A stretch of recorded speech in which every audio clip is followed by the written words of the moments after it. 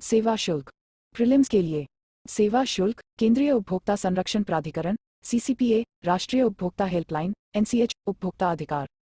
Mains के लिए सरकारी नीतियां और हस्तक्षेप। चर्चा में क्यों? हाल ही में केंद्रीय उपभोक्ता संरक्षण प्राधिकरण सीसीपीए ने अनुचित व्यापार प्रथाओं से बचने और सेवा शुल्क का आकलन करने वाले होटलों और रेस्तरां में उपभोक्ता हितों की रक्षा के लिए नियम जारी किए हैं। नए दिशा निर्देश परिचय।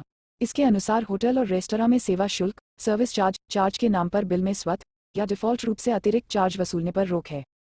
उन्हें ग्राहकों को यह बताना होगा कि सेवा शुल्क स्वैच्छिक और वैकल्पिक हैं।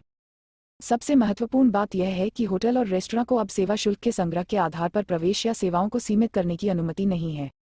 इसके अलावा होटलों को अपने बिलों में सेवा शुल्क जोड़ने और कुल जीएसटी जमा करने की अनुमति नहीं है। किसी भी टिप, टोकन, दान आदि को होटल के कर्मचारियों और उपभोक्ता के बीच एक अलग लेन देन के रूप में माना जाएगा जो उपभोक्ता के लिए पूरी तरह से स्वैच्छिक है। सुधार प्रक्रिया। अगर कोई होटल या रेस्तरां सेवा शुल्क ले रहा है तो ग्राहक संबंधित होटल या रेस्तरां को बिल से सेवा शुल्क हटाने के लिए कह सकता है या फिर 1915 नंबर पर कॉल करके या एनसीएच मोबाइल ऐप के माध्यम से एनसीएच पर शिकायत दर्ज करा सकता है। राष्ट्रीय उपभोक्ता हेल्पलाइन मुकदमेबाजी के पूर्व स्तर पर एक वैकल्पिक विवाद निवारण तंत्र के रूप में कार्य करती है।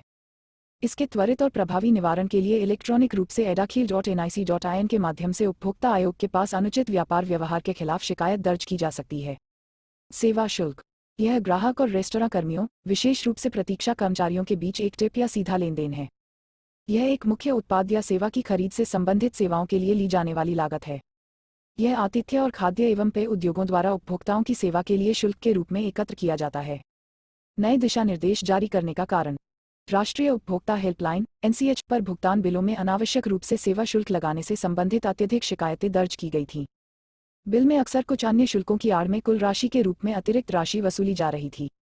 नए नियमों के अनुसार किसी उपभोक्ता से मेन्यू पर खाद्य पदार्थों की कीमत और लागू करों से अधिक शुल्क लेना सीपीए के तहत अनुचित व्यापार व्यवहार माना जाता है। आगे की राह। यह नए नियामक दिशा निर्देश आवश्यक थे क्योंकि कई होटल और रेस्तरां आदि लोगों से भारी मात्रा में सेवा शुल्क वसूल रहे थे तथा साथ ही मनमाना मूल्य निर्धारण भी कर रहे थे। अब ग्राहक शुल्क का भुगतान करने के लिए बाध्य नहीं होंगे और यह एक स्वैच्छिक विकल्प होगा, लेकिन देश भर में इन नियमों के बेहतर कार्यान्वयन की आवश्यकता है। यूपीएससी सिविल सेवा परीक्षा विगत वर्ष के प्रश्न। भारत में कानून के प्रावधानों के तहत उपभोक्ताओं के अधिकारों, विशेषाधिकारों के संदर्भ में निम्नलिखित कथनों में से कौन सा से सही है? 2012 उपभोक्ताओं को खाद्य परीक्षण के लिए नमूने लेने का अधिकार है। जब कोई उपभोक्ता किसी उपभोक्ता फोरम में शिकायत दर्ज कराता है तो कोई शुल्क नहीं देना होता है। उपभोक्ता की मृत्यु के मामले में उसका कानूनी उत्तराधिकारी उसकी ओर से उपभोक्ता फोरम में शिकायत दर्ज करा सकता है। नीचे दिए गए कूट का प्रयोग कर सही उत्तर चुनिए। ए केवल 1, बी केवल 2 और 3, सी केवल 1 और 3, डी 1, 2 और 3। उत्तर सी। व्याख्या। संसद द्वारा पारित खाद्य सुरक्षा और मानक अधिनियम के तहत उपभोक्ताओं को खाद्य नमूने लेने, उनका परीक्षण करने और अभियुक्तों के खिलाफ मुकदमा चलाने के लिए शिकायत दर्ज करने का अधिकार दिया गया है। अतः कथन एक सही है। उपभोक्ता को शिकायत दर्ज करने या उपभोक्ता फोरम में अपना मामला लड़ने के लिए वकील की आवश्यकता नहीं होती है। वह खुद शिकायत दर्ज करा सकता है। उपभोक्ता को कोई अदालती शुल्क देने की आवश्यकता नहीं है, बल्कि यह अदालत के प्रकार और दावा राशि के आधार पर केवल एक मामूली शुल्क है।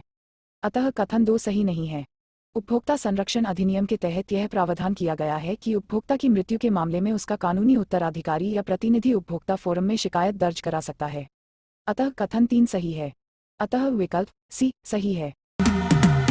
'Cause I've been living life right like I could just die any minute. Going for a ride down the side, PCH country limit. I don't need a guide.